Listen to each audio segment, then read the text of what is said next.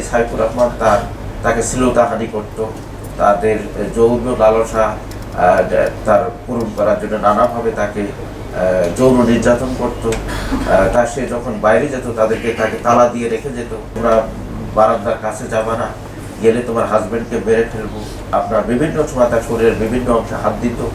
বিভিন্ন রুম আরও ছিল, সে কোনো রুমে কোনো ফার্নিচার নেই, আমরাও গিয়ে দেখেছি।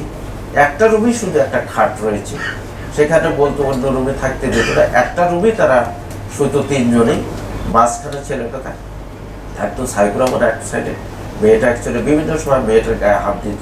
এইভাবেই চলছিল। মেয়েটা খুবই বেশি এই বিষয়ে, তার স্বামীকে যেহেতু মেরে ফেলতে চায়, তো সে কারণে সে এটা ভয়ে তার স্বামীকেও কথাগুলো বলতে পারছিল।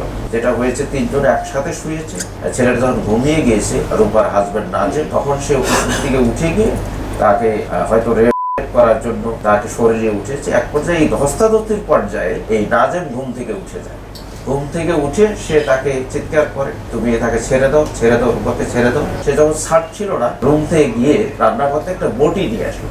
বটি নিয়ে এসে তার শরীরের উপরেই হচ্ছে সাইফুর রহমান ভূঁইয়া, তখন তাকে কোপানো শুরু করে এই বটি দিয়ে মাথার এই খুলিতে দেয়। অনেকগুলো আধা ঘন্টা পরে তারা জানিয়ে দেয় যে না, সে ডিক্লাইন করেছে, মারা গেছে।